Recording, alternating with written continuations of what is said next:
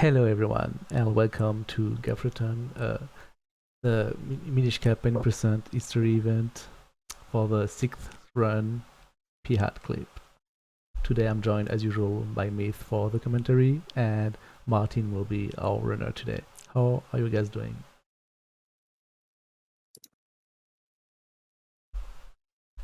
Okay, nothing. How are you guys doing? Okay, yeah, okay, you couldn't hear me because I was still muted on Discord. But Yeah. let's just assume you've heard everything before. So how are you guys doing? I'm doing great. Yeah. All right, this is a great start. So as usual, we're gonna begin with a few questions for Martin. So can you introduce yourself, Martin? Well, ATX Martin or just Martin. I've been speedrunning for almost 6 years now. Damn. Around 6 years, yeah.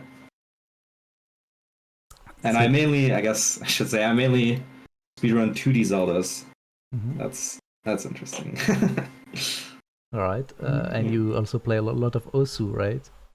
I do. That's pretty much the other thing I do apart from speedrunning, playing Osu. All right. When did you play TMC for the first time? I assume it was as a kid, like most people. Yeah, so it's actually a interesting story because we kind of got together, like all the neighbor kids in the apartment. We kind of just got together, and I have this memory of when I was really young, of just sitting around a PC all while watching my neighbor, like me, my brother, like two other neighbors, we're all watching like our neighbor play TMC on like emulator.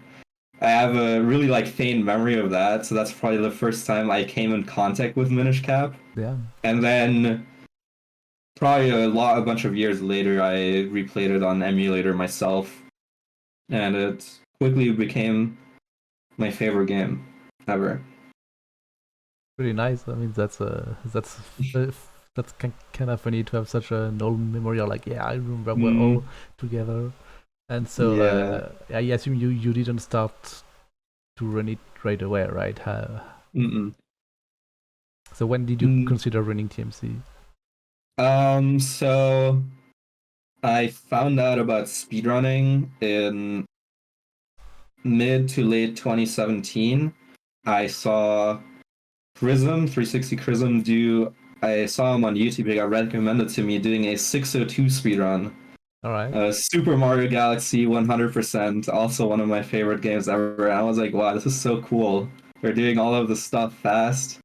And then I was like, there's surely other games like this. And I looked up all of my favorite games as a kid, like Metroid Fusion, and of course, Minish Cap. And I thought Minish Cap was so sick, and I just immediately tried starting to speedrun it around that time. Nice. Yeah, and you also ran a Galaxy and Fusion, right? Or at least you did some runs of those. Yeah, I later on I also became friends with a bunch of Galaxy runners, so I got kind of hooked into also just running Galaxy. And Fusion, I did more like for fun, because I've also been been meaning to learn that game ever since then when I looked it up in like 2017. Yeah. And now you have run it, even if you didn't run grind it at least a couple times, which is a very nice life lesson in a way. Like we should speedrun games for fun and not just yeah. It is really fun just picking up a game like very casually and just improving. Yeah, improving. for sure. And so, what are you doing on Twitch currently? You've been doing some TMC recently, I think. Yeah, I've been doing Minish Cap 100%. Yeah. Because I submitted it to ESA, so I think the submissions are the accepted games release in 10 days. Yeah, maybe it gets accepted. I also did submit 100% no figurines. Oh, okay. So maybe that also gets accepted. I don't know. What if, better for like what a if charity both run. get accepted? Back, That's back to okay. back, Would be that would be insane. right? All right. But yeah, I've been doing a little TMC Hundo, and then that's about all I've been doing lately. Yeah, I mean that's good enough. Now, for the category you're about to run, since you started running TMC when it was Flipper Skip, I think you were there Yeah. when the route changed, but right Yes. now you are more used to better, more advanced route, right? Because you were doing Yeah, octoclip exactly. during your attempts more Yeah. recently. Did you have to relearn some stuff or just to not do the Um, stuff? I looked at the route and then I did a couple runs and it was pretty much fine. There's not that much that changes, Yeah. so I got used to it pretty quickly. Yeah. All right. All right, last question. You know which one it is, Martin. What do you prefer between waffles and schnitzels? Ooh, So things a are good completely schnitzel different. is really good. Oh man, I'm German. I just have to go with the schnitzel. I'm Oh my so god. sorry. Can't believe it. You're making it too hard. Can't believe it. All right, well, thank you, Martin. We're gonna switch to the other scene right now, and that will be it. All right. Now, let me just open live split before anything weird happens. And I think we're gonna be ready to go very soon. Do you have... no, nothing actually. I can start the splits without a countdown. Just whenever you're ready. Yeah.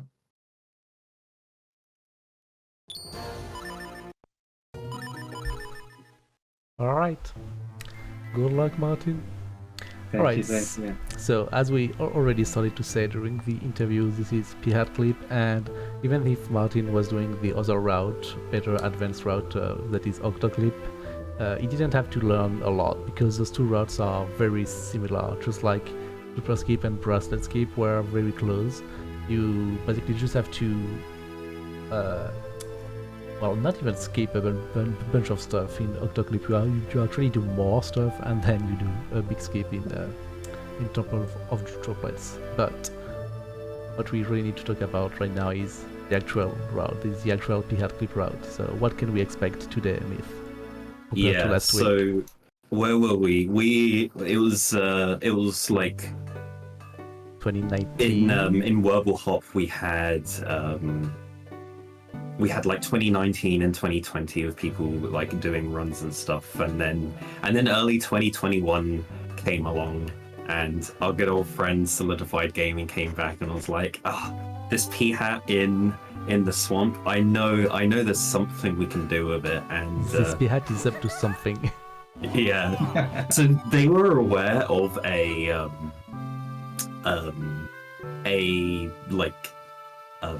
what do you call it? Like an oversight from the developers when they made all of the bridges in Swamp, and realized that the very top bridge had one of the walls was accidentally in the wrong place, which meant that there was a tiny gap that you could get pushed through. So all you'd need is an enemy up there to push you through it. So they got a Peahat, put it in the corner, and then bam, we got Peahat clip. We get to go out of bounds of Swamp and skip all of the gold Kinstone fusions, Castle Wells and Wind Ruins.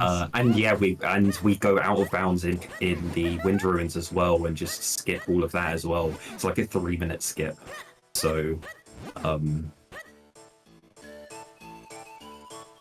that's not the first thing that we're going to get in this, though, because immediately when that happened, everyone jumped in on this new discovery and set big PBs and stuff. But it wasn't. It was so bad right at the beginning. No one could get it consistently, so everyone was just going for YOLO attempts and resetting at 40 minutes. Yeah, I still remember the night it was found, we were all in VC, like a bunch of people, and we all tried like getting it up there, and it was like horrible. We all said that this is just the worst chick ever found in the game.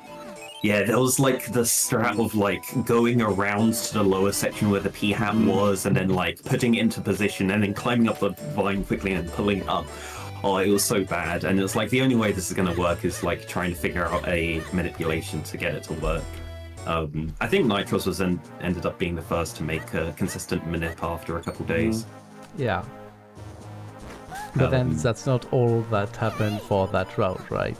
This is the name of that trick because it is the main time saver and new thing. But about clipping into, well, I'm gonna say something. We have several other occurrences, right? Yeah, so like clipping with enemies, it was something that wasn't really looked into too much. We obviously knew about Armos clip for quite a few years, and Toads in the meantime actually found another way of getting the Armos to clip us into another Armos, which we thought was TAS only, and which we then later came up with a setup for. One of the things that Solidified liked looking into was the beetles, getting the beetles to. Ideally they wanted them to sit on each other to like clip them out of bounds, but they were looking on Krenel because I don't know if they were aware, but Yadra was looking into this exact same thing back in like 2017. Yadra found out that you could get clipped by the Peahat, the rock beetle, into a wall and then roll down the wall. And they didn't know that how that you could try and trigger a jump animation. But then Solidified was looking into how pushing action works. And they found a memory address for this push value, and see that it charges up to 6 and then it initiates a push against an object. And you can store this by doing precise movement, like you push for a little bit and then start using items and the value gets stored. So they use that, change that into getting clipped by a Peahat, the rock beetle, into a wall and then triggering a jump animation out of bounds. And that was so important because that let us go out of bounds in Mount Krenel and land back inbounds in Western Woods, skipping having to do the block push, requiring clones. Yeah, we were talking about that earlier. So you actually don't need the spin attack right away, but most importantly, you don't need the red sword before, well, being done with Fortress of Winds. And even maybe before being done with a couple of droplets, but this isn't really implemented in that route. If I remember correctly, it's more of something for Octoclip. And now the third and last major glitch, if I might say so, are stair clips. I don't really know how they work. As far as I know, it's just about get into the right position with the right subpixels, and you can get on top of stairs. We'll see that later in Palace of Winds and DRC.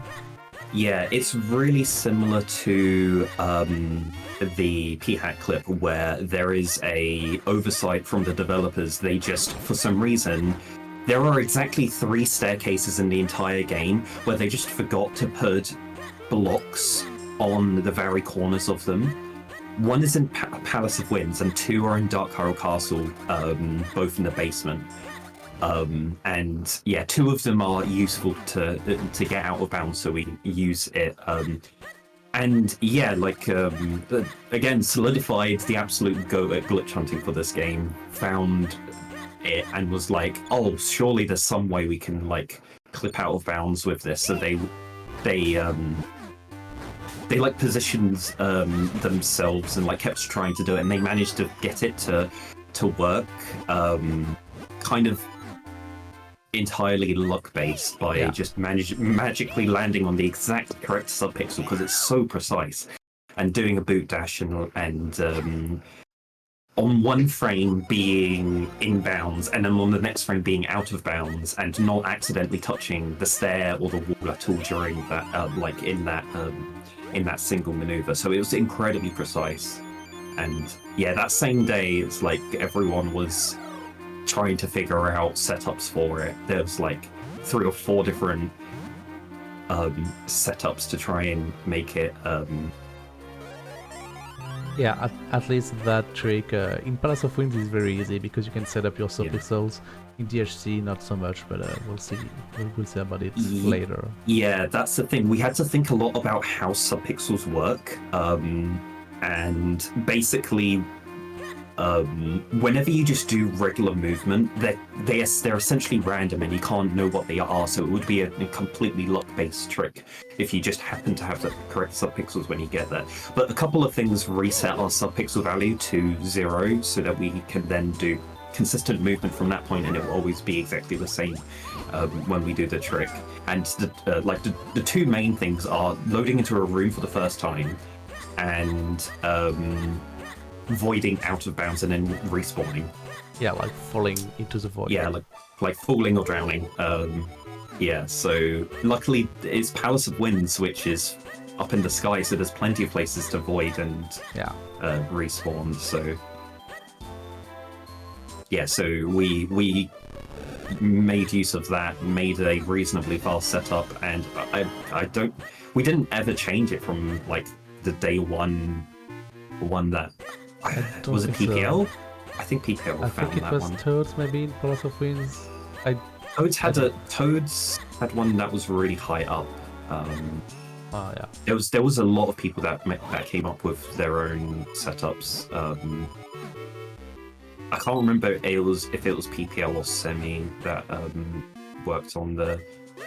I think Semi had one, but in any way, the important thing is that it's very fast and consistent, and that's very cool. Yeah, it's not as big as a time saver or sequence breaking as a Beetle clip, for example, but it's still a good minute to save. Like you avoid some auto scroller in Palace of Winds, so that's pretty cool. Yeah, while people were working on getting the setups to work, I went through the whole game and I checked every single staircase with to check the collision on them. And yeah, the only ones that I could find were the two in the Dark Horror Castle basement, because the one that Solidified found was in Palace of Winds. And yeah, the Dark Horror Castle basement is really unfortunate because it's not on the same screen as where we enter in, and so you have to try and do consistent movement from the very start of entering the dungeon to that staircase. Which the only really fast way of doing it is with boots. Otherwise, you're doing a lot of very slow walking. Yeah. And also then there's the Moblin as well, which is completely like enemy RNG based, so there's nothing you can do to decide what he's going to do. And even without talking about the subpixels, you need to be perfectly on the right pixel to begin using the boots. Oh yeah. All of these are just pixel perfect as well, so you have to just try and get really good at lining up pixel perfectly. Yeah, so it's the fact that essentially a free perfect template. Yeah, is a pain. All right. Well, while we basically said what this route was about, Martin entered the Deeproot Shrine. Not much to say. Inside that dungeon, it's a tutorial dungeon as usual. Ezlo is gonna talk a lot, and if you want to know the intricacies of Ezlo triggers and why we should not roll into them, check a past VOD. But basically, it's a glitch. That's all you need to know. And right there, I think Martin has had a little bit of battle luck with enemy RNG, but what are you gonna do with this Deeproot Shrine? Yeah.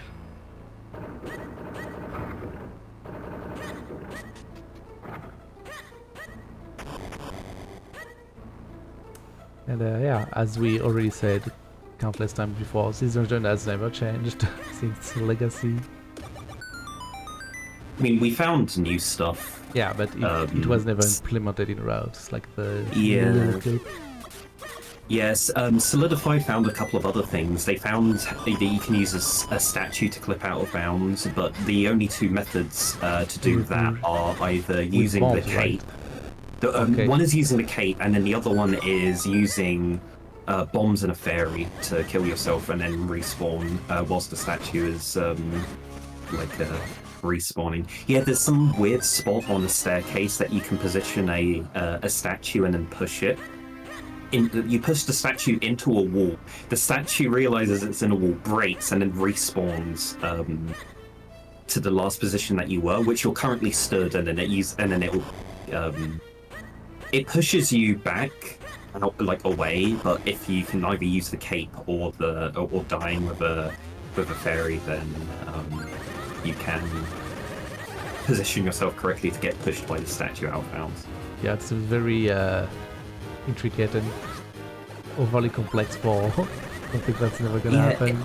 It's not that hard. Like, you can easily do it RTA if we had the items to do it, but it's just a shame that bombs and bottle is just so far away. They're early items, but they're just outside just after the dungeon, so it's kind of a shame. If we had some way of getting out of bounds before Deepwood, we could probably go get bombs and a bottle, and then come back to Deepwood, and then we would be able to actually do Deepwood out of bounds to get to the Gust Jar. But would it be worth it? Probably not. It really depends on whatever the trick is that was required to make the route work. I suspect it could be faster. Maybe not like massively. It wouldn't be like Peahat clip saving 3 minutes, but I don't know. Deep was long. There's plenty of time to save here. Yeah, that's true. Alright, Martin got pretty good lily pad. That's a lily pad section so far. We'll see if the pesto are kind to him on the way back, but so far so good. You can see he's been grinding TMC recently. He's very comfortable with the movement. Yeah, I got some good RNG. Should be fine. You're so fine.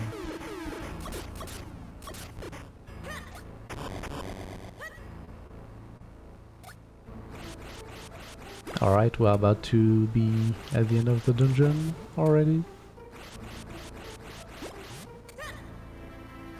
And so Green Chew, well, we can already kind of say that this is a simple chew that's gonna be the boss of this dungeon. Except that since we entered as a Minish, well, it's gonna be quite challenging to take him down. You have to use the Gust Jar to weaken his foot and then make him fall. Kind of, as I always say, in every classical Zelda, you enter a new dungeon, you get a new item in that dungeon, and you have to use it for the second part of said dungeon and to defeat the boss. That was like a low 1540 enter Green Chew, which is like really good. That's like a really sick time. I didn't see what the enter Deepwood time was. I'm guessing it was 57, I think. 57. Then switch. No, don't. So good. Switch advantage. No, I played on Switch for a while and I wasn't getting the times like this. It's some people are just better at intro.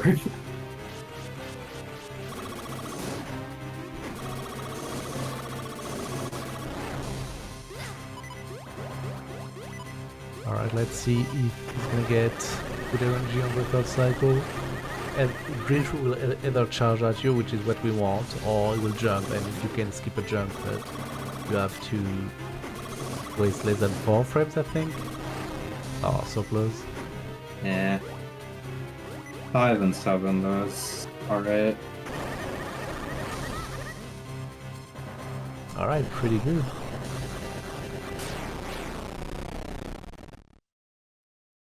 That's a very nice health element time.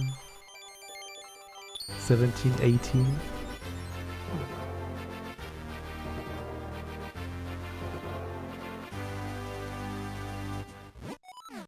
And now, well, just like all the past routes, we're gonna get to Cave of Flames completely glitchless, except something new is gonna happen in town. You remember how last week we said that technically you could skip the guard, but we don't really do it because you need to go this way twice. Well, if you skip the cloning puzzle in your way to go to the boots, you actually don't need to go back there. So this is why in that route we don't talk to the guard ever again. No need. But that's the main, if not only, change, really. Yeah. Here are the bombs given by the freak that lives outside of town. It's like, yo bro, take those bombs.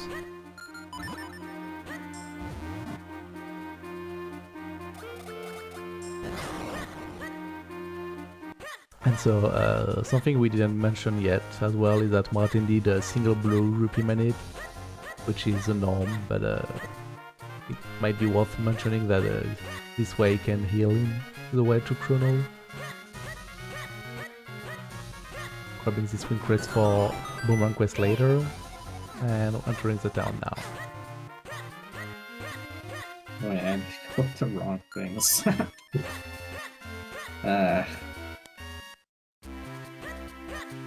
Oh yeah, you equip bombs over sword instead of over yeah, pistol. I don't know how that happened. It's fine.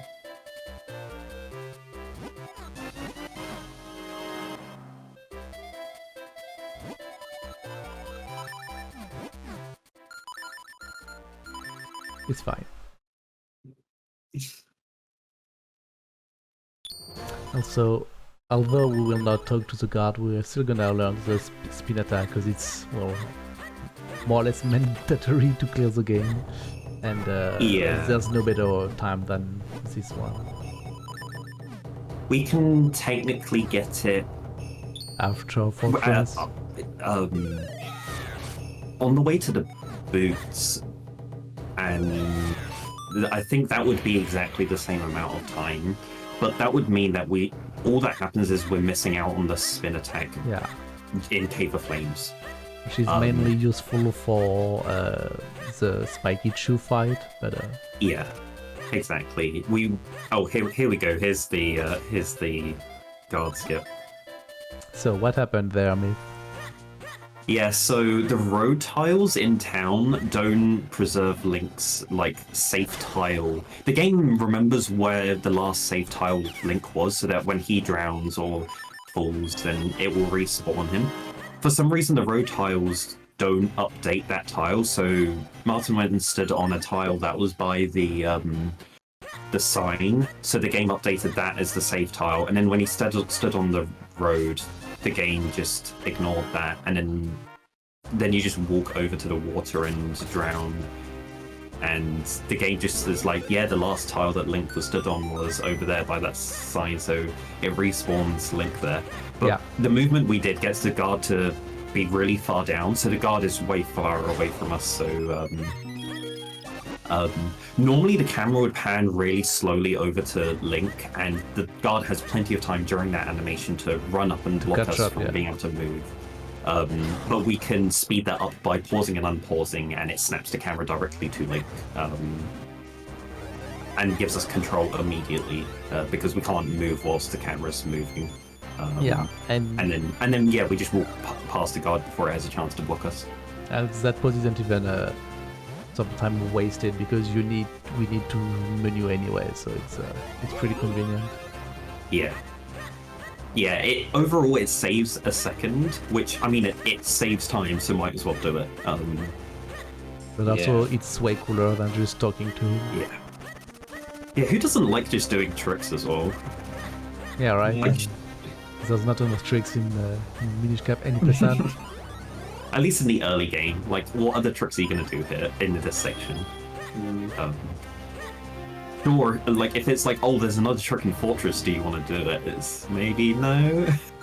Yeah. I'm good, actually. Might as well, I mean. Right, so Martin got his plutonium water and is ready to go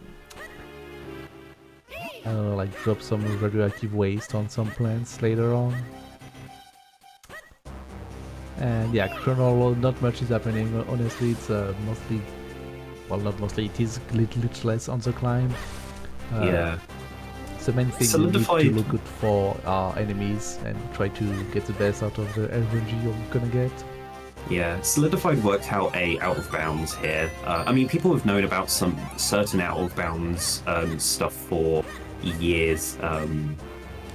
People can do portal items at the very top of Mount Crenel to get out of bounds. Solidified figured out a different method using the Peahats to sit on. Sorry, I keep calling them the Peahats. The Rock Beetle. the rock beetle to sit on Link as he's pulling the mushroom on the very top of Crenel.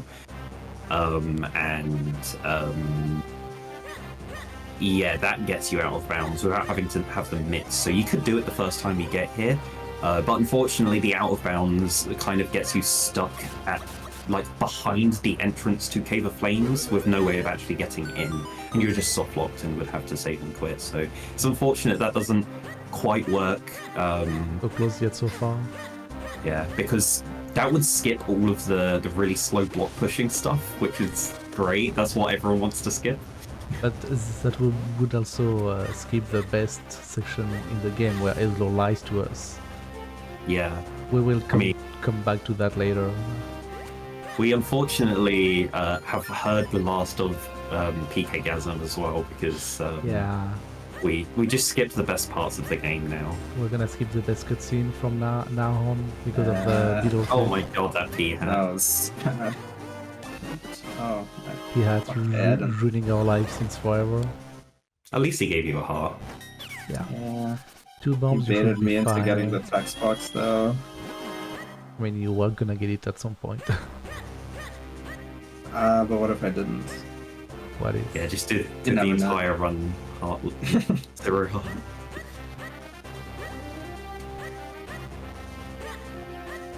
All right, how many rocks do you think Martin is gonna get on that round? I one. said 2. Earlier I got 3. Nice. Oh, did you get hit like back by one of them? No, actually no, but I did get hit 3 times somehow. Well, we're all wrong, maybe.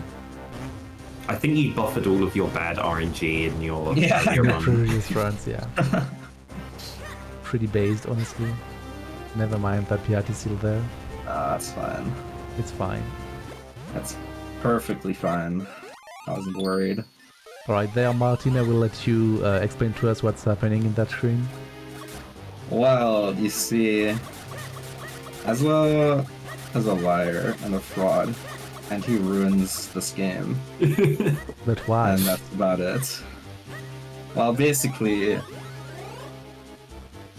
he tells you that the raindrops are very scary, and you shouldn't go for damage boosts with the raindrops because they take so much health. But in reality, they only take a quarter heart, and you should try damage boosting off every single raindrop. AKA. I don't think the TAS That would could be save cool. any time from that. We should let Tompa know that it's possible. Yeah. Yeah, just manip the raindrop like in a row and just damage boost across the screen. Don't tell Tompa. I found some gliding optimizations that save like 5 frames, and it's just like, no, we're too far into the task now. We're not going to restart from here. Yeah.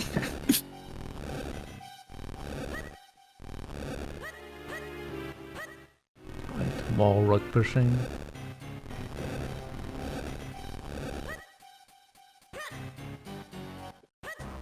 Oh, let's go. That's okay. Fucking Peahat. All right. We're really close on that screen where those rock beetles are to clip out of bounds and jump down immediately to the entrance of Cave of Flames. It just doesn't work ever so slightly.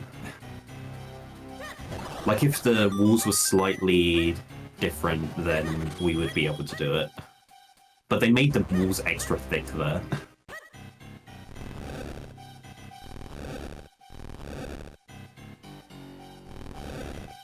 Alright, we're almost done. We're gonna enter Cave of Flames very soon. And there, well, nothing new compared to last week. We'll probably see Martin go for bridge strat, and yeah, that's all there is really.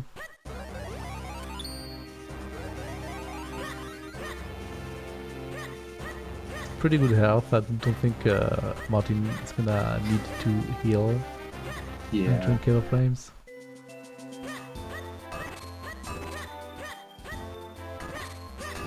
And so until he gets to the first actual glitch of the game, it's all gonna be about reacting to enemy RNG and hopefully getting good patterns in the bomb room and the Halmazor room. My rule at the beginning of the dungeon is always 2 hearts. So at this I wouldn't heal, but I'm greedy. Yeah, same.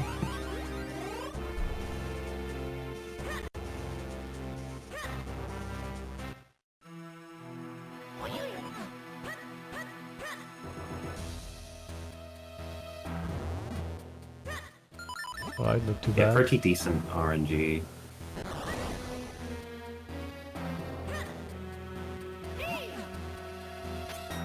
Oh yeah, very nice on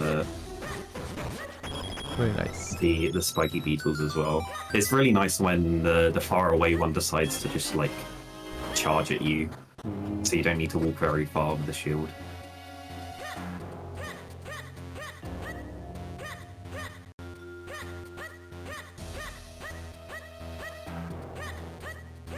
Yeah, and these bob-bombs as well have a little bit of RNG involved in how they move immediately at the start, and they just kind of stayed out. At least the first one stayed out of the way. There's Helmasaurs there that can get in the way. They stayed completely out of the way, which is nice.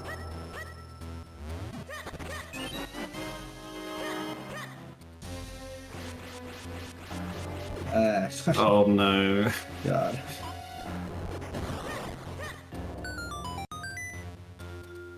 Right, less RNG on this fight. Oh my god, yeah. Pretty Getting good. a triple. Alright, very good. Nice. Yeah. Yeah, so much of a good, like, Cave of Flames relies on having good reactions to the enemy RNG that you get in this first section. Up to Yeah. about here, from this point on, there's not really too much enemy RNG you have to deal with. There'll be some roller bites in the next room up, but from this point on, it's just, like, doing exactly the correct movement for all of the glitches. And the quick kill on the mini-boss fight. Yeah, pretty much. And, stuff is more like in your hands than the first 3 or 4 rooms. Wow, the first one didn't even break. I've never seen that. Oh, what? Really? Make a switch clip. Yeah. Damn. What? Oh my gosh, you're so high on that. How did you... Okay, I'm really confused. That But was I need to have a look at that. perfect. That must have been like frame perfect. I've never seen anyone do that. I didn't even know you could do that. I'd need to retest that section then. Alright, so in that room we're gonna see, just like last week, the bridge strat. So what's gonna happen is Martin is gonna get out of the hole with a diagonal angle and keep it by holding the sword. And by doing that, the game knows that is oriented diagonally, and so he's gonna be able to pull that crest diagonally and to delete a loading tile right there. And because of that, well, thing is that simply isn't gonna trigger the screen transition while going through. And so what it's gonna do is trigger another screen transition, but much further.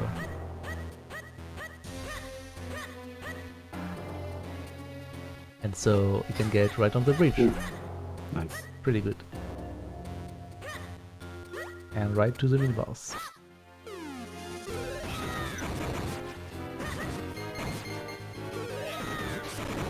Perfect. Very clean.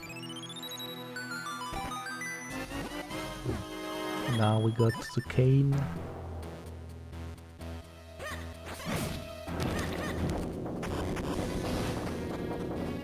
And right after that we're gonna perform another trick in the next room, where the idea is kind of the same. We want to get a diagonal angle from the hole where you're supposed to throw the roller bites in, and then put the lever inside the wall near a roller bite, and then with another angle retention trick you can rabbit and get damage boosted on the layer 2 and get directly to the Gleerock arena. Effectively skipping, well, I don't want to say the second half of Cave of Flames, but quite a big chunk.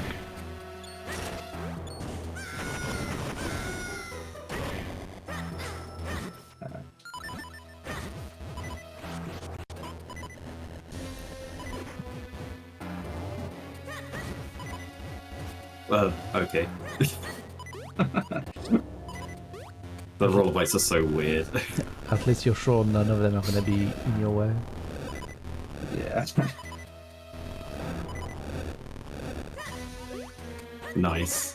It was very fast. Oh, I always try to go for 2.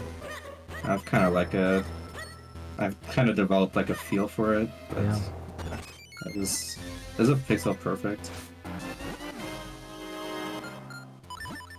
Alright, grabbing a fairy right now that is going to be useful for Lakehouse OG to get into droplets and entering Gleerock.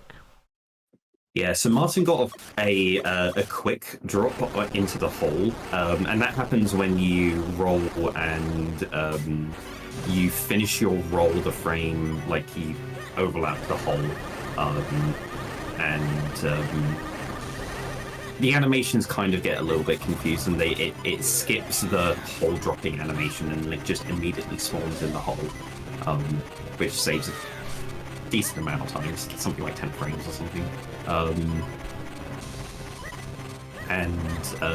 It's actually subpixel dependent, but luckily when we grab a statue, that it resets our position to be a consistent position and the subpixel as well. And so, yeah, you just time a roll from the moment you let go of the pillar, and it's consistent. But yeah, it's, as Martin said, it's like frame perfect. Those fires are supposed to have a high chance of dropping a red heart, and Martin didn't get a single one to the very end. Whenever you need fire, it doesn't drop it. I swear, like, I never get hearts when I need them. It's so bad. Yeah, I've come into the fight on like full health and like flashed and 3 hearts drop, and you're just like, why? And then when you're on low health, yeah, you clear all the fire and not a single bit of and a single heart dropped.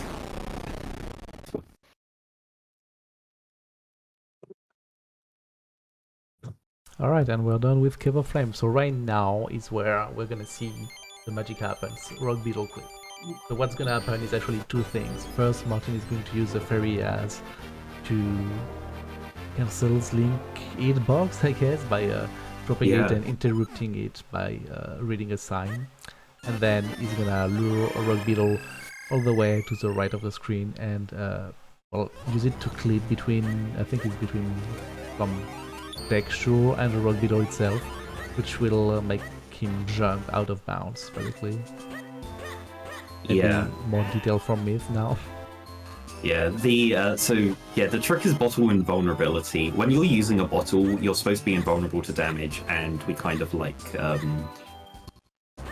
extend that to regular gameplay by cancelling out a bottle swing animation by reading a sign, and yeah, so we'll be invulnerable so that we can walk through enemies and not take any damage. So yeah, we're going to be manipulating one of this Peahat, the rock beetles. They're not Peahats, they're rock beetles. But yeah, the rock beetle, we're going to move it into a spot to stand on us and push us into a wall. The position's quite precise here, but basically Martin pushed against the Peahat, the rock beetle to charge up push value, and then face down.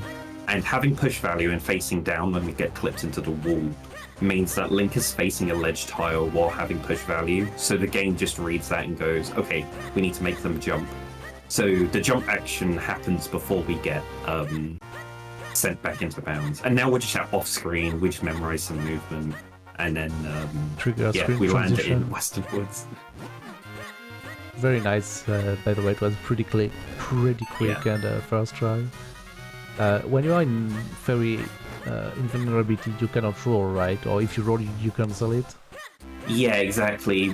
Basically, doing anything other than sword slashing will change The state. one of Link's properties to reset how collision works, and then yeah, Link will be Alright. vulnerable to damage. So you can't pick up and throw objects, but you can sword slash. And I think most items are fair to use. Except for, well, bombs, you can place the bomb, but you wouldn't be able to pick it up and throw it. You would start taking damage after that point.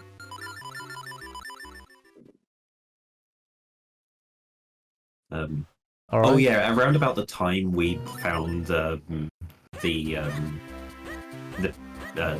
Krenel clip as well, we discovered there's two different paths that you can go out of bounds. One of them clips you back into bounds a little bit faster. It's about 3 seconds faster, but that relies on having a good pixel position in a very similar way to how the strat in Temple of Droplets when we do the boss door clip to go out of bounds, and then we need to make sure we check with the cane to make sure that we're on the right pixel. That exact same kind of concept applies here to get back in bounds.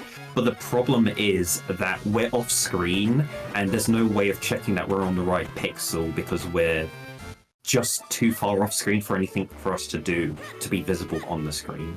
So it becomes a completely blind luck test.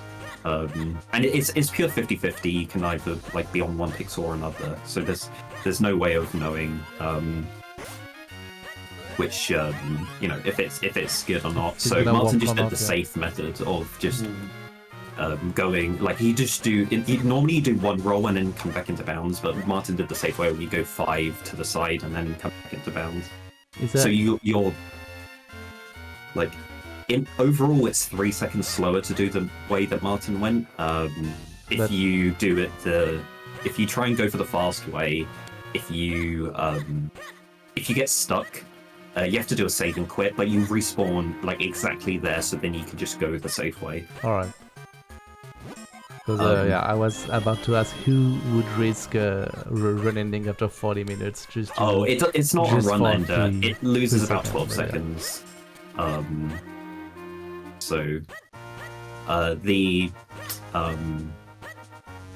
Also, when you do a save and quit, it saves your exact coordinate when you come back into bounds, so you can't retry it. It's guaranteed never going to work, so you just need to just go the safe method. I see. Well, while we were talking about that, Martin got the mushroom, and then he's gonna wake up around, get the boots, and head to Castle Wales, where the next big trick, well, I mean the trick that gave its name to the route is going to happen. So I assume Martin's going to do 2 RNG manips. Right after getting the bow, he's probably gonna get 3 green crystal stones, and then link it with a Peahat manip, or maybe do 2 different manips. We will see. I'll just do it. I do a little bit of different things. Right. Yeah. All right. Yeah, Swamp's got a bit busy now because of we need to get a Peahat into position, and that requires doing an RNG manipulation. But it's at exactly the same time that we get some kinstones, so there's so many varieties in what you want to do. Yeah, you can either do like a quad kinstone manipulation, and then do another save and quit, and then do the Peahat manipulation. Or you can try and do like a double or a triple kinstone manipulation and blend that to the Peahat manipulations, try and save a save and quit. Yeah. Because with something we didn't mention yet is that with the Armos sandwich that we are gonna see right upon entering Fortress of Winds, you can link it to get a GP, a green kinstone, fairly easily. So you actually only need 2 kinstones in Castle World if you go for both Armos tricks.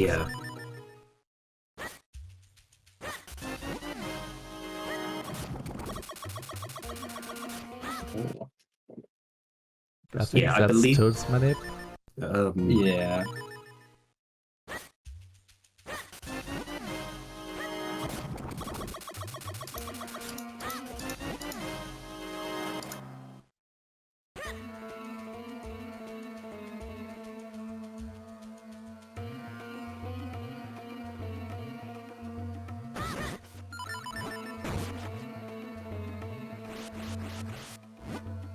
Very nice.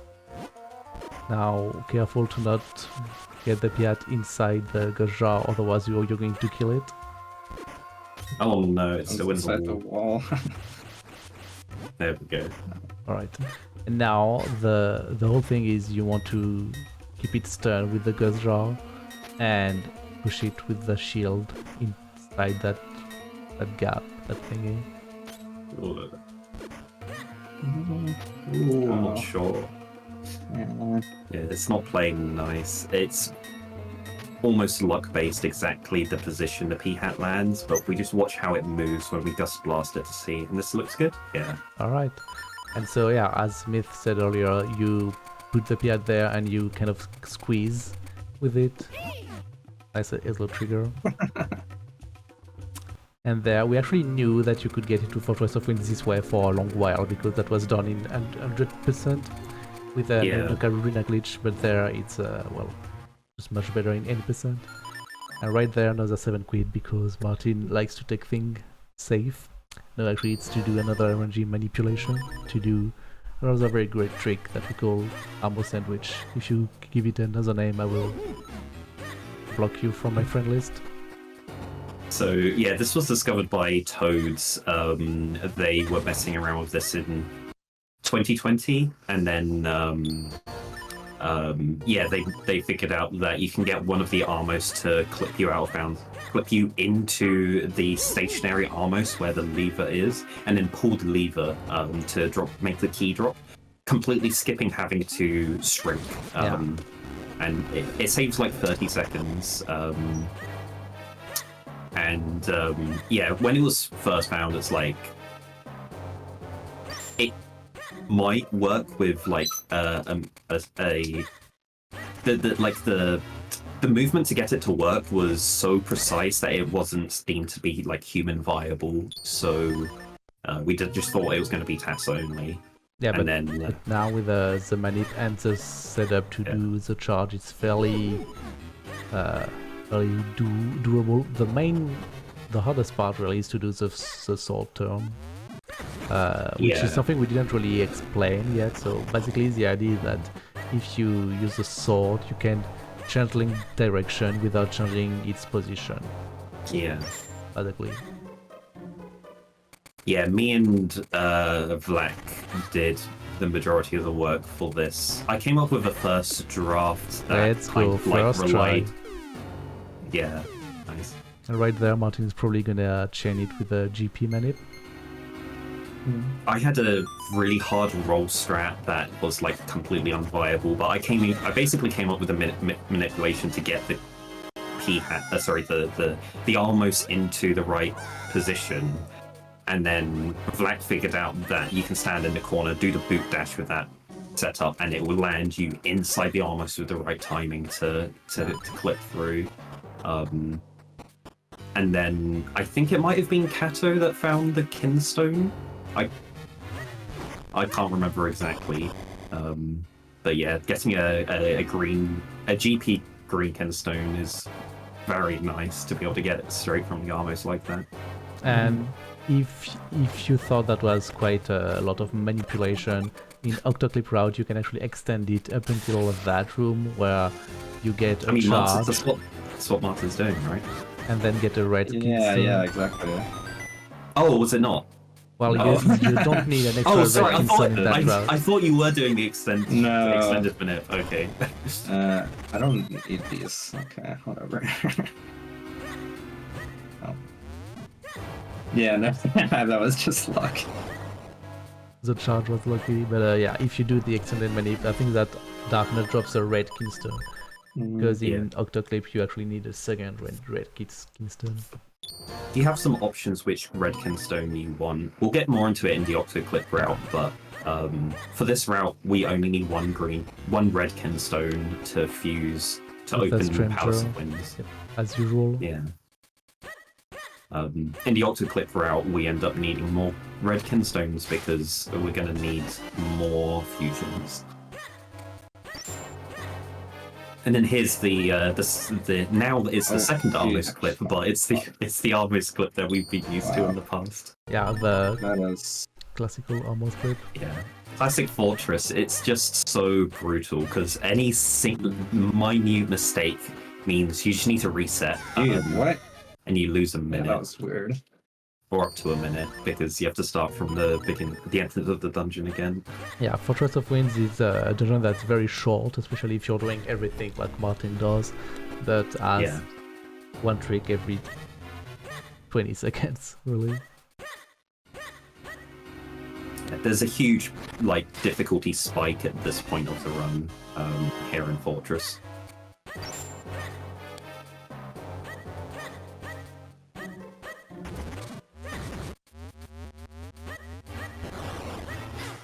Nice. And there, Martin did something different from what we saw last week. It's because he needed a G arrow and not a GP. So another manipulation for another Keystone. Yeah, if they didn't get it there, they could have done the long on ranch manipulation, but you want to get it here because it's the fastest. Yeah. Mm-hmm. And so Mazal, fight is gonna be the same as usual. You destroy both of his hands and then you get inside and you have to destroy a pillar. That's going to be in a different position each time.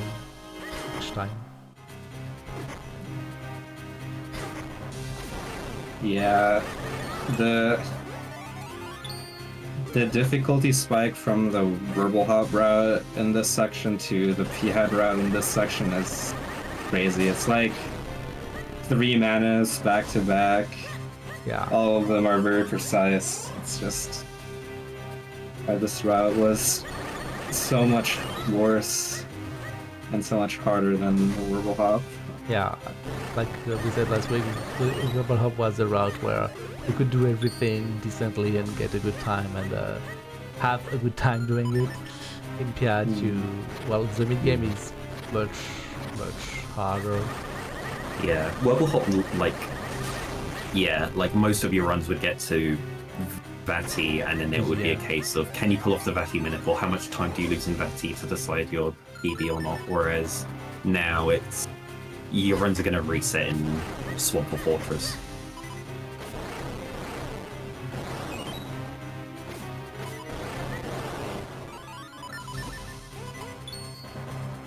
And then in the next route, in Octoclip, you also have another reset point being gaining Octoclip itself. Yeah. I don't think anyone actually resets at Octo, though, if they managed to... I mean, if you... if they have found you're already so far. Fifth try. Yeah. But yeah, so as usual, since Martin is not gonna get the bracelets, he's keeping that hard piece and he's getting the ocarina.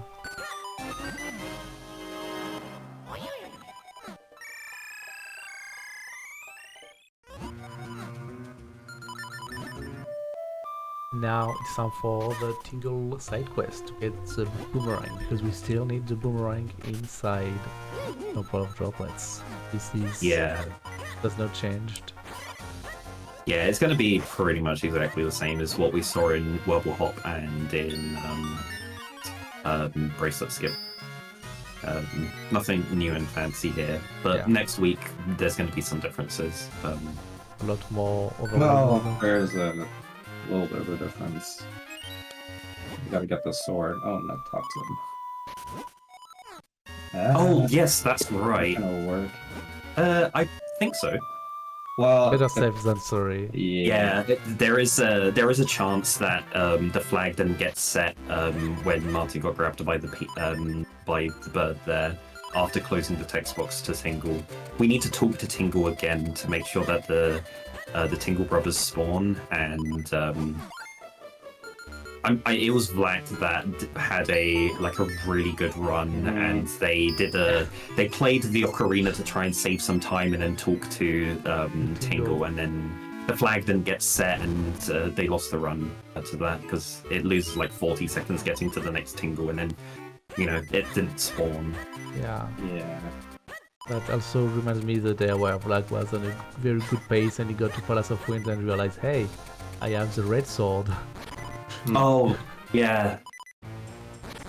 Which is, something you don't really do twice in your TMC career. Yeah, and speaking of swords, what Martin just brought up as well is we still have the green sword, because after Cave of Flames we were supposed to go and get the red sword and use the red sword for, Swamp and Fortress of Winds, but we don't have it, so we're going to need it in Temple of Droplets, so they're going to go to a town now and get it. And before going to Temple of Droplets we need it because going to one of the Tingle Brothers you need to create clones and push a block. Which there is a strat for avoiding that, but we'll see that next week. And the thing is, since we skip the best cutscene with the king being abducted by Vahadi, let's say that, the guards are never gonna prevent you from going inside the castle, so you can just boots right in, which is another time saving yourself. Yeah. Oh yeah, that was one of the things as well. When we did the chronal clip, we land back in bounds exactly on the cutscene trigger, but it doesn't activate. We're really lucky about that because it only activates if you have the red sword. Alright. So yeah, we can just go through there without the red sword and it's completely fine. Which is, it's just really fortunate. And that cutscene sets a bunch of flags, making the guards block the castle. So it's really nice that not only do we get the time save from not watching the cutscene, but we also get some little minor time saves as well from faster movement. Yeah. Also, I think the Vadi fight with the two moblins is set by having the red sword, right? Yeah, exactly. What happens if you have the blue sword? It just triggers it as well? You still have the flag for having the red sword, so yeah. Alright. But then at least there Martin is gonna fight... actually no, he's not gonna fight them. Later. Yeah, not yet. If they left the castle now, they could, but we have the ocarina, so... Yeah. No need. Yeah. We need to go there in a second anyway, because it's right next to the boomerang. But my point was that he's probably gonna do the fight before triggering all 4 switches. Yeah. Because it's just more convenient than having the ladder right in the middle.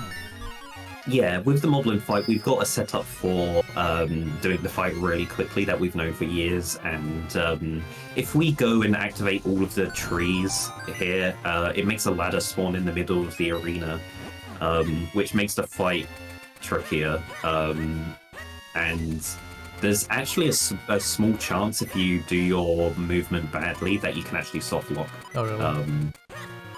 Yeah. Can you actually get inside the ladder? You can, you get forced onto the ladder just because of how the cutscene works, so you have to. The beginning of the fight, you're a little bit slow because you're having to climb off of the ladder at the beginning of it, which kind of messes up the whole timing of it. And the moblins get stuck and don't see you because of the ladder, and it's all a really awkward fight. But yeah, if at the end of the fight you kill the moblins, it starts playing the cutscene for walking Link into the middle of the arena, and then playing the rest of the the cutscene of Eslo telling you how he knows Vati.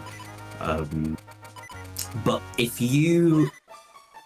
when that starts, when that cutscene begins, where it's trying to walk Link into the middle of the area, if you stand on the ladder, it just soft locks you because you can't get off the ladder because the game has locked the controls so that you're not allowed to, and it's waiting for Link to get to the middle of the arena, which you're not because you're on the ladder.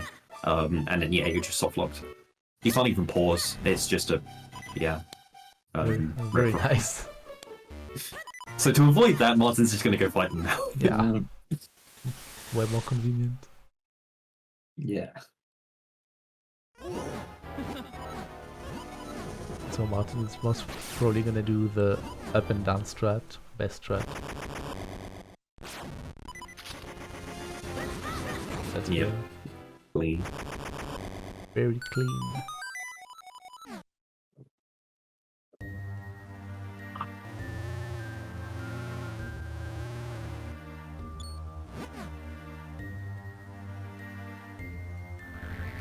Yeah, this is a really long cutscene. It's one that we want to try and avoid. Yeah, as you said, the reason why we have to do this cutscene is because we have to watch this cutscene is because we need to pass through this area whilst we have the red sword. There's no way of avoiding it, because after we go to Temple of Droplets and get the the water element, we need to go back to the castle to upgrade to the blue sword, which we can work things around so that we can get the blue sword, like we can without having to get the red sword first. Yeah. But then we would go to Palace of Winds, and then from Palace we would go back to Hyrule Castle to get the Four Sword, which means that we would definitely be going there with the red sword. So the only way around it would be to do Palace without the blue sword, Which is impossible because the very first room. Yeah.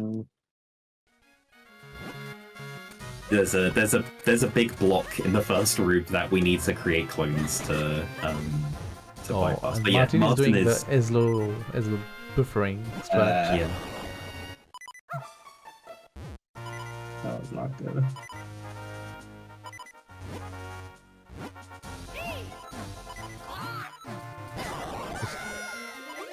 And now the actual OG, Okay. classic OG. So Eslo buffering, we already explained it last week, but basically you want to line yourself up correctly, and by holding select, Eslo is gonna talk to you every 2 frames. Well, he's gonna talk to you, and the game will only advance 2 frames in between his talks. So it's a nice way to set up the bomb. Dude. Yeah, unfortunately, you have to follow it up with Ocarina Glitch, which is a frame perfect trick. You need to press up and then the Ocarina a frame after. If you're doing the classique method, this is why most people do modern here. Modern is a slight difference to the Ocarina Glitch, where you slide diagonally, do a change of direction, and press Ocarina all at the same time on the same frame. And Yeah, the benefit of just rewind a bit. I don't know. I'm really bad at. First try, let's go. Yeah, I'm really this bad is at brutal. modern. It's. Yeah. I don't know why, but I cannot do modern for the life of me. I've tried so long, and I just enter the house anyway. I don't know. Yeah. It's like. Modern is a little bit tighter than Classique when it comes to the direction inputs. They need to be. You need to let go quicker, otherwise you'll walk into the doorway. Whereas with Classique, you have a bit more. You have like 2 more frames of leniency, and when you can let go before you successfully get the OG and then walk into the staircase. Yeah. Alright, so Temple of Droplets is going to be the same as usual, I think? Yeah, it's the same as the last couple runs. The only difference is that you can do a sub-pixel setup for the boss door clip, or you can do the cane setup like before. That's really the only difference in this route. It's next week at Octoclip we'll see the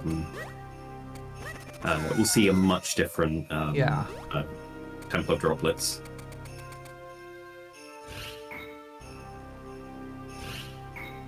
Yeah, because as we said, basically Octoclip Peahat clip is kind of the retell of a story like Paper Skip and Brussels Skip. Basically, everything is the same except that there's one big trick that is very difficult to pretty late in the game. It's not as late as Brussels Skip used to be, but still quite late. Yeah. Luckily, it's a dungeon earlier, but one of the downsides is you need to prepare for it. Yeah. Earlier in the run. With Bracelet Skip, you could get to the ocarina and then decide if you wanted to do it or not. I believe, I think that's how it worked. Yeah, pretty much. You either did OG Lady or not. So. Yeah, and then but now with the Octoclip, you'd have to decide much earlier to go for a second bottle and Fortress at the latest, I think. Probably in Swamp really is when you would want to make the call.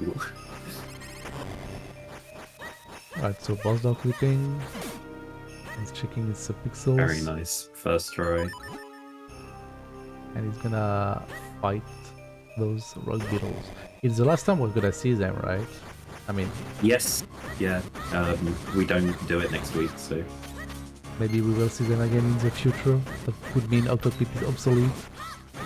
I doubt we will ever see it, because I believe that any optimization to the route that skips Octoclip would do a direct out of bounds to both to either to Octo, to Octo and to Bluetooth. Yeah, that was a pretty nice Sizzle Beetle fight. Yeah, good use of the boomerang. It's so much nicer having the boomerang for these guys. Yeah.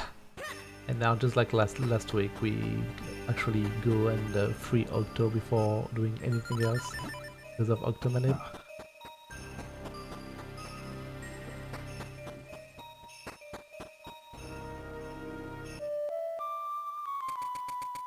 I mean, the game has advanced so much over these over the 10 years that this series it's been a speed game, but it still comes back to Ocarina Glitch. It's one of the fundamental things of the whole game that's never really going to go away, and you can lose runs to just you didn't press the button string perfectly. Yeah. At least it's just a small time save here and there. It's not like a cutscene OG or I don't know, fucking Peahat clip. Yeah.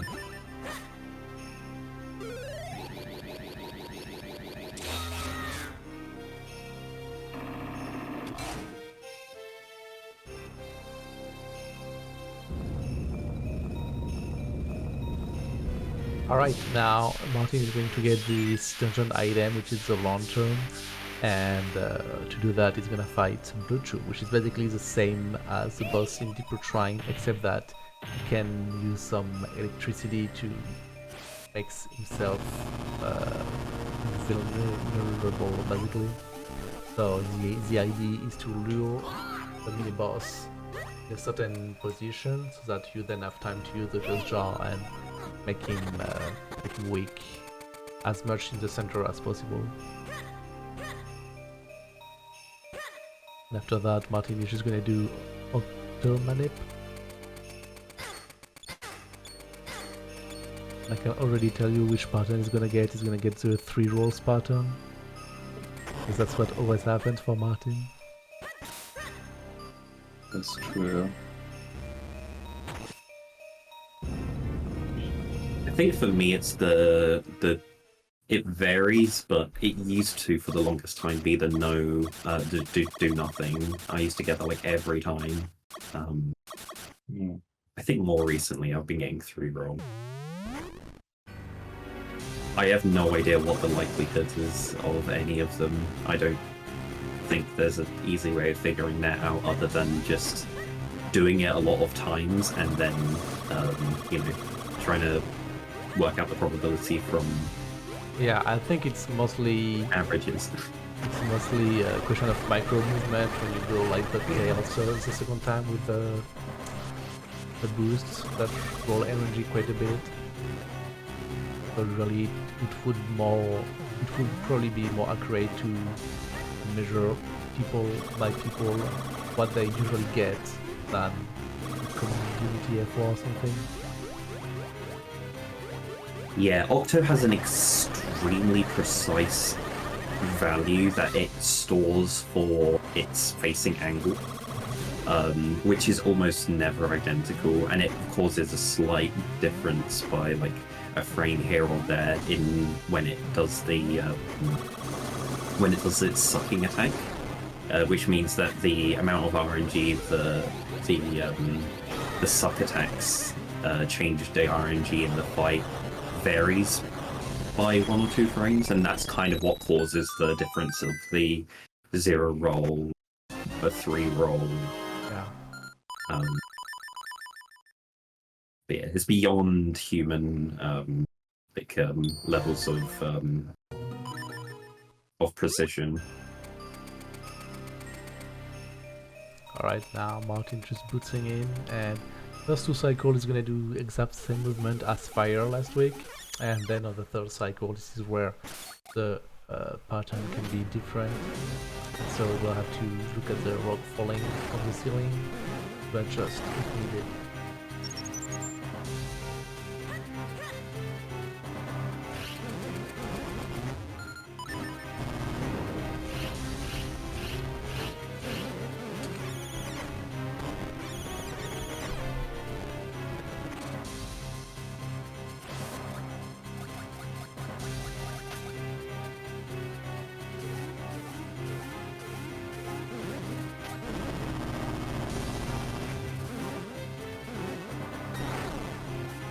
I've said it before, I will say it again, using the shield instead of the sword is so much better.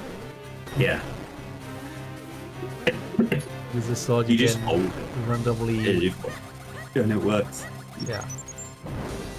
With the sword it can just randomly not work sometimes.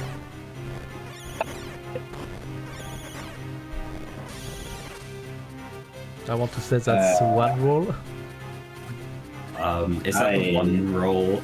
Is that the freak pattern? It might have been a 3. I might have baited you. I don't think I've seen that pattern. Yeah.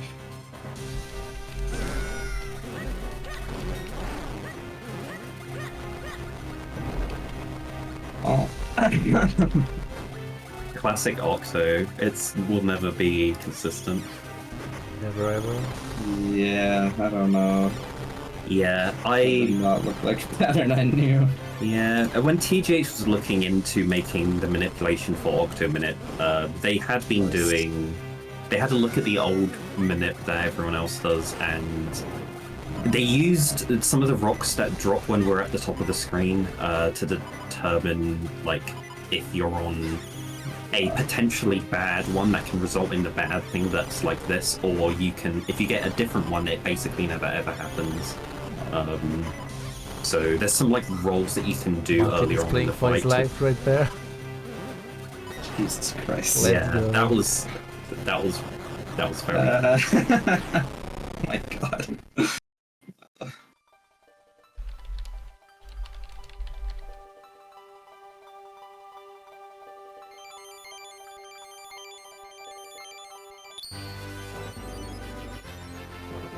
It's okay, Martin. Yeah.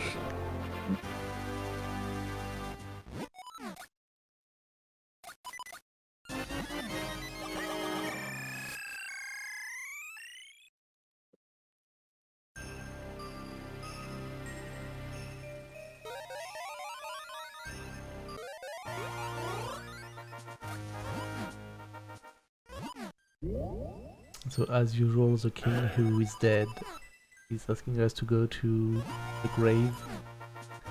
graveyard, and we're not gonna go.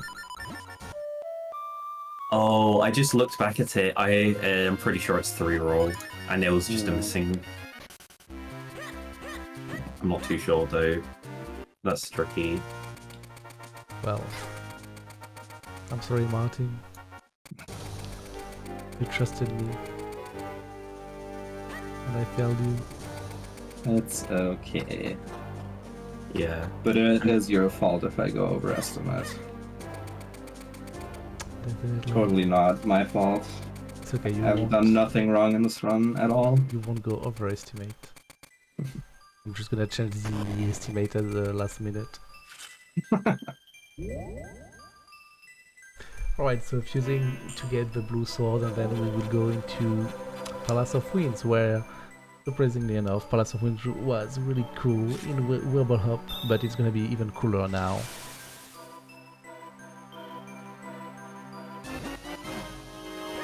Mainly because it's shorter, so...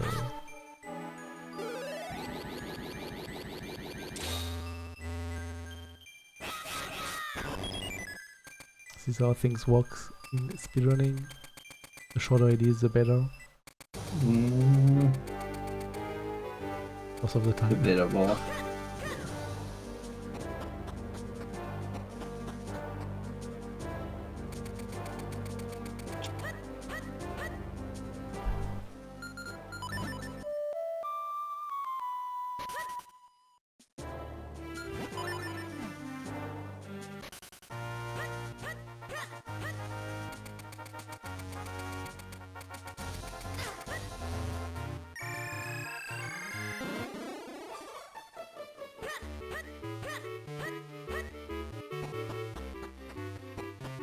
Alright, 2 more Gs.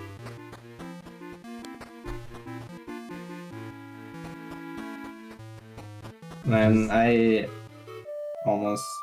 got like, okay. This is, OGs are impossible. oh, come on. One more. I'm usually like pretty good at OGs, like, I don't know. Last run I pretty much got every single one first try, and This is why that's you're just how not it good. goes. Yeah. Yeah. You think you're good, but then As the game tells you no.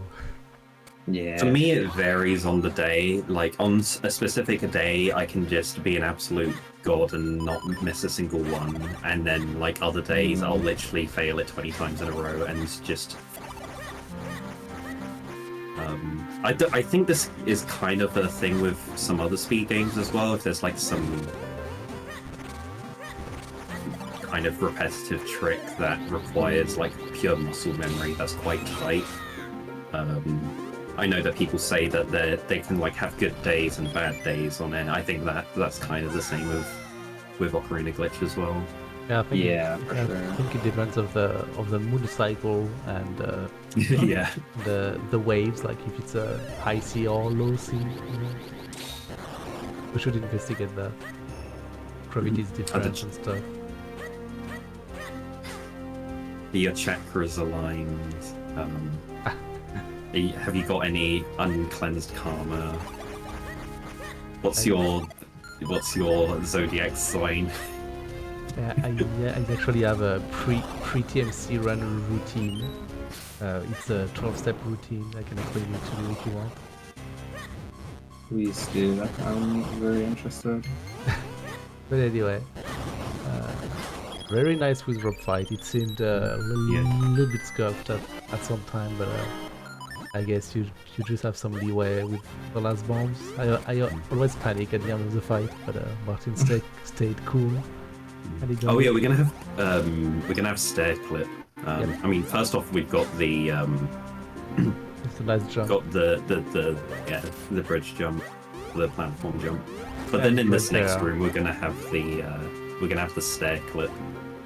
So we need to do a very precise boot dash that requires not just a pixel precise, but a sub-pixel precise setup. So we're going to void out, which is going to reset our sub-pixels, move to a pixel precise position, and it's going to have our sub-pixels lined up. So that's it. And then you just hold a boot dash down and you clip out of bounds. So we get to skip the really slow platform riding section, and that saves like 45 seconds. And it's completely free. Like you just need to adjust a little bit. I don't think anyone ever got grabbed by those floor master there. Or Yes, you can, but it's very unlucky if you do. yeah, And it's normally your fault. Yeah. apparently Nitrous did once, but it was definitely his own fault. Yeah, you can boot dash a little bit too slowly, and they'll grab you. And that sucks a lot if you get grabbed by the wall masters there. Yeah. So you go back to the beginning of the dungeon. But yeah, that doing the stair clip means that we can go to the key that we normally do a Wurble hop to get to, and then a second Wurble hop to like skip a small door. We keep that second Wurble Yeah, hop, so only now the we just do second one. And so now the dungeon is even shorter than before, but it didn't get harder, which is why this Yeah. is especially good. Because Yeah, Palace is like the best dungeon in the whole run at this point now. Now that like with stair clip, because it just removes the slowest, most Yeah. boring section. nice key grab meter. I think that's the first time we've seen that actually in this series. Can't remember. Yeah. Yeah, everyone's always gone for the cutscene OG. Yeah, I guess. Martin is It's not really a thing anymore. gonna get the ferry for safety. I would have as well, honestly. Yeah. Yeah, Palace is there's a load of different enemies that hit you really hard. Like they do a whole heart of damage. So if you manage to avoid getting hit, you've got lots of health. But if you get hit a couple of times, you immediately lose loads of health. So you want to heal up. So it's pretty much either it's pretty obvious if you need to heal or if you don't heal. Yeah. And now we've got the guild fight. So yeah, as usual, what you want to do in the blue ones is be in the middle and kill it with a single spin attack. You need to hit twice with it, or 4 with regular sword slashes. Yeah. And then you clone for that guy. Always in that pattern to be sure that works with all of the eye-opening patterns possible. Kind of lower the blue one on the bottom. And yeah, as long as you get all the red cycles with only one set of clones, you're good, honestly. Yeah. If you're really unfortunate and get your clones killed, you can. If you're then lucky, if the eyes are in a pattern like this where they're all together, you can do a Cloneless. You can do it cloneless, but yeah, only half of the patterns are doable cloneless, so you have to kind of get lucky to not lose time. But if you just react accordingly to the fight and the RNG that you're presented, it's not too bad. And yeah, Martin's got a good fight here. Pretty good fight indeed. In the end, you could have not healed, but you got yourself some soul. Yeah.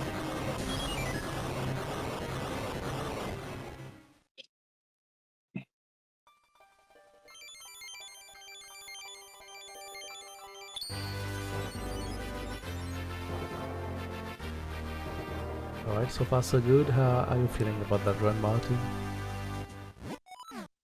Early on, it was really good, but then Fortress of Winds happened. as soon as you get to Fortress of Winds, everything goes downhill. It's That's the how it always classic. goes. Yeah. I'll get through it.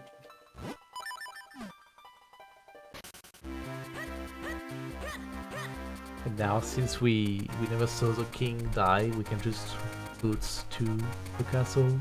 It's so good. I mean, Yeah, I don't know. It's like maybe 20 seconds over doing the maze and such. yeah. That's I a think I very good timed list. it to be like 15 seconds or something around that. Is it 15 each time or in total? Each time, right? In total, yeah. Total, I expected more. It's mainly because of the stair walk.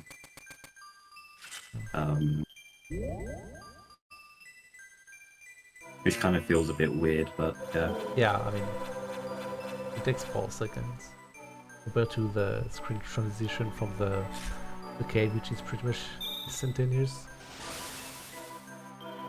Alright, so now Martin is gonna watch the intro cutscene again, because why the heck not after all?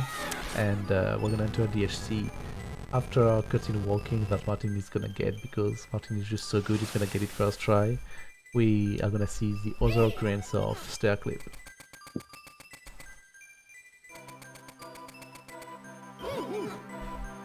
So what do we have to say about that second stair clip, Myth? Is there a lot to say compared to the first one? Yeah, the first one was really convenient because there was a hole right next to us, so we can start doing our setup from that. But for this one, the setup we need to start doing is immediately after entering the dungeon. So we're going to do the cutscene walk and save all of the guards, and then walk into the dungeon. And then from that point, you try and do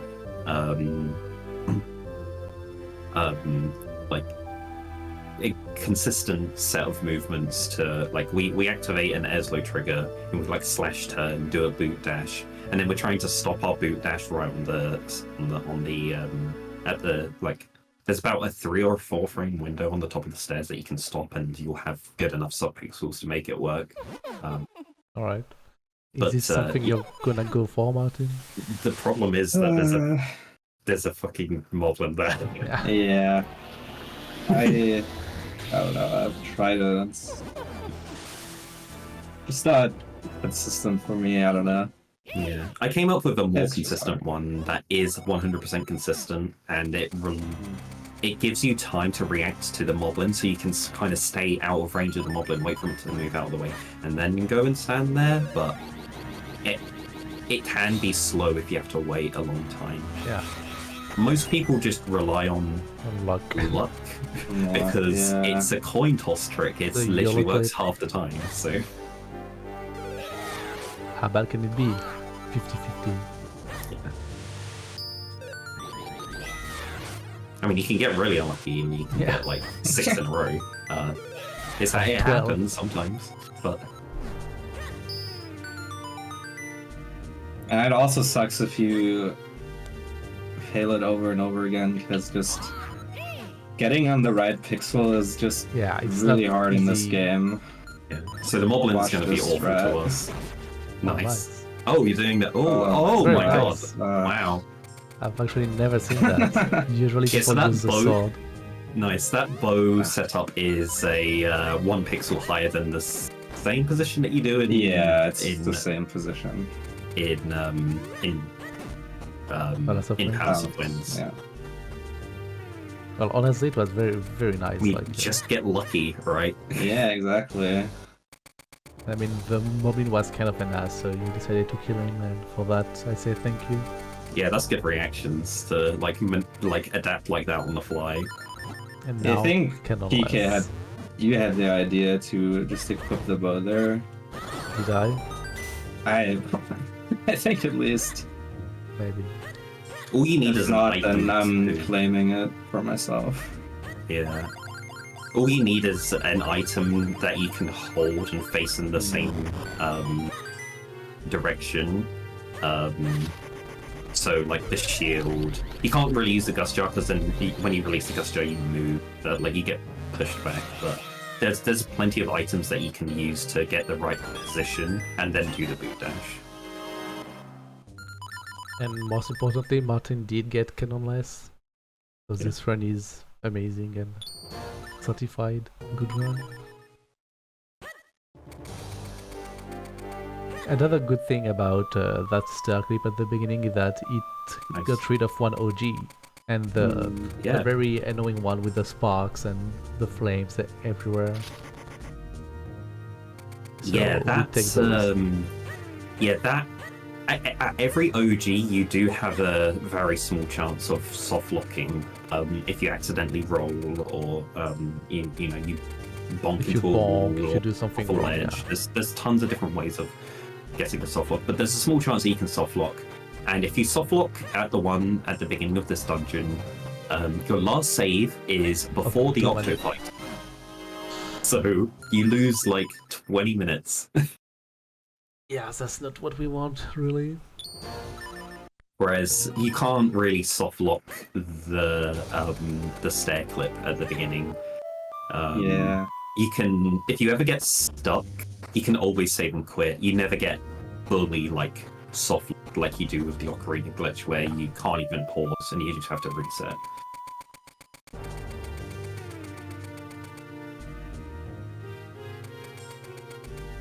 And I mean, Before it was even worse because people used to think that not save and quitting after the first chest was faster, so they did like 2 OGs without saving here. So they had like 2 chances of soft locking even.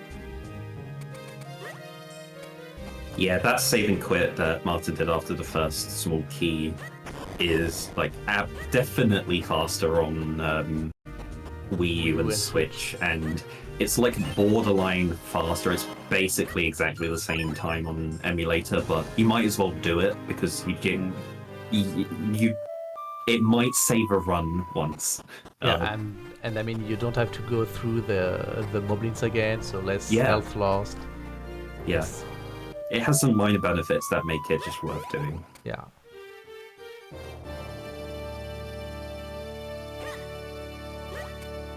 Oh, yeah, I mean, this is the last OG in the run, and yeah, everyone hates it.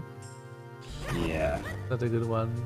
If you don't get it first try, and you have to try like 2 or 3 times with Ocarina Plays, then the Fire Whiz Rogues have enough time to attack you.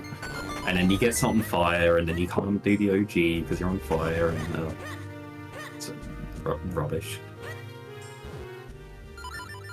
So British of you to say rubbish.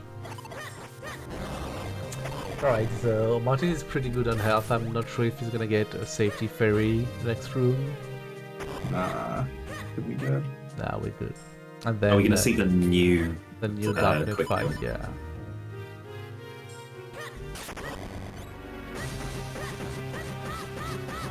That's so cool. Still have no idea how that works, but it looks cool, so that's good. It's very cool. It's really easy. Yeah, it's pretty straightforward. You just jump at it. Like you do the same aligning on the left hand side of the doorway when you enter. You just do like a roll up at the end of the carpet and then jump into the darkness, and then something like faces left, and you have enough time to then below them and then pin them. Ooh. Very nice. Fine. Yeah, it was still a good fight, still good darkness fight. You take those kinds of fights when it could be much worse.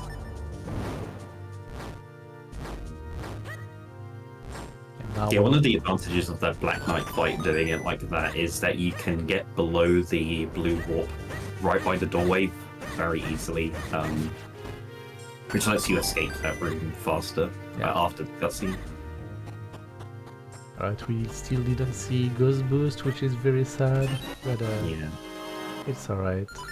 And now it's time for the end manip. So I assume Martin is gonna go as far as possible, up to Valley 2 if you can. Yep. Alright.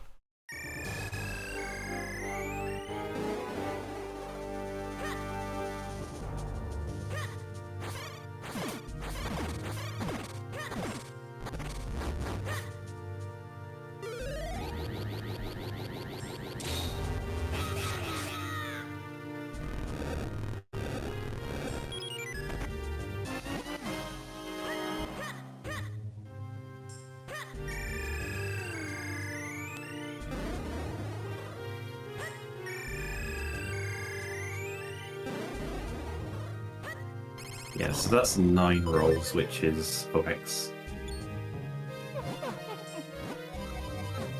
Yeah, it's Wax and Navi are like the same at the beginning, and I'm doing Navi, Okay. but I will probably switch to Black after this. This is the classic pattern that you see this room is. Ah, interesting. Oh. I don't know. Working. Oh, okay. Okay. Well, at least the darknet Oh, was okay. at least the darknets were nice. Yeah, that was very, very convenient. Like, Yeah. the Kinstone was completely shuffling RNG. Yeah. All of the sparkles that was spawning completely screwed up the RNG, but the Darknet still behaved. Yeah. Exactly the same as in the man of that. But now I there's doubt no it's gonna chance go to body. anyone is gonna. Yep. You never know, you could get a good manifest fight.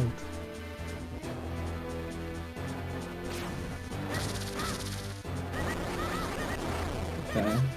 Maybe it just works, you know. Maybe.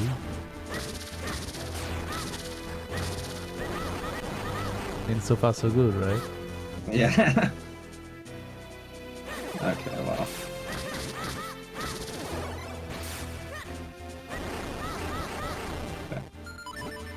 As long as he doesn't teleport too much, it's okay.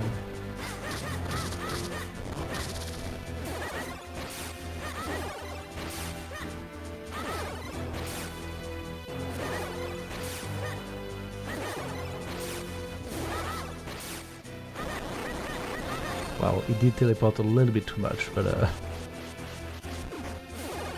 we're gonna get through this.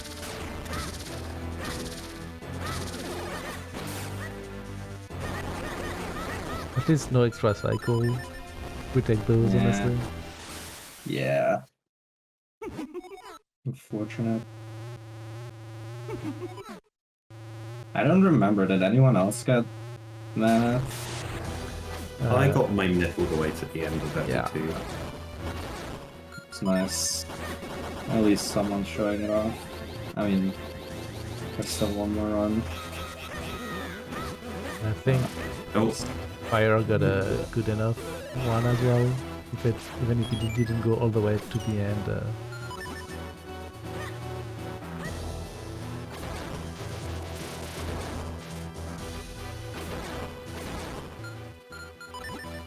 When you don't manipulate it, the main thing you want is to not lose your clones.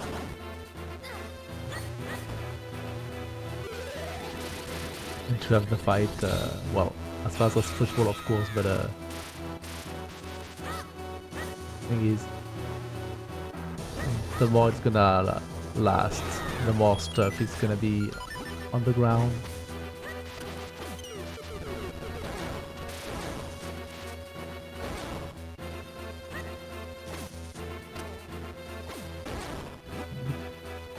Alright.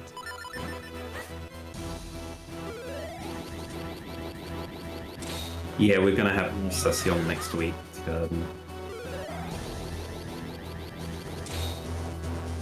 Stop. Okay, that's a classic. Yeah, so Martin's demonstrating here why you want to learn Vertipanet, Oh my god. and why it becomes almost required to be able to get What? PDs at a certain point. How's he Because going the other way? Vati's AI knows exactly what to do to fuck you, and will decide to do that. Alright. Yeah, that's Christ. that's actually That a good, last cycle was. that's actually a pretty good Oh, showcase boy. because Martin was on pace for 138, I think, and now he's on pace for high 139. Just because Vadi2 decided to not cooperate, and I mean it's mainly in the third cycle. The first two cycles were not perfect, but they were decent enough. So that's actually a very good showcase of what can happen on a PB pace more often than you would like to admit. Yeah.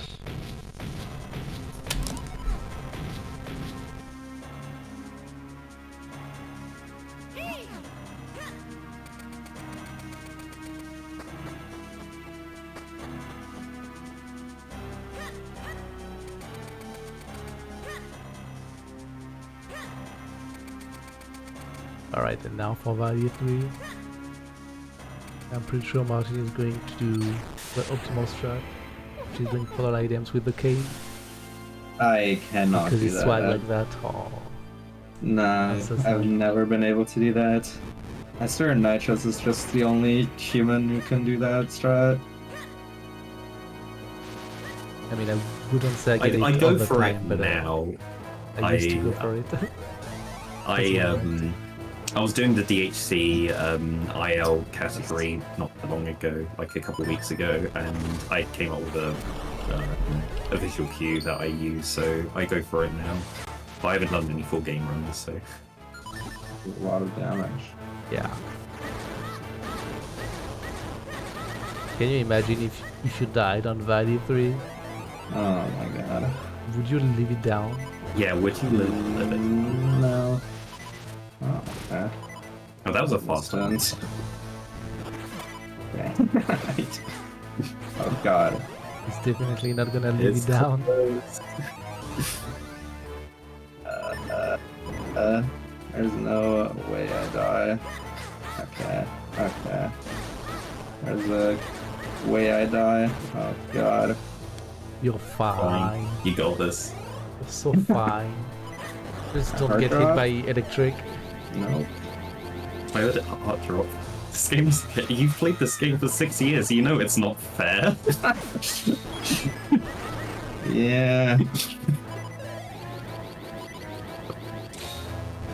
That really isn't.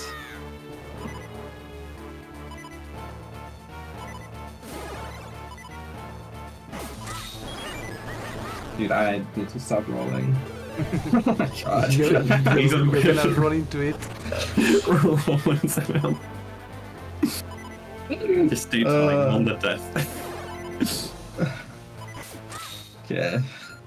There we go. You're gonna kill yourself and Yeah. Let's go. 131, 41. So it's underestimate. Yeah, yeah.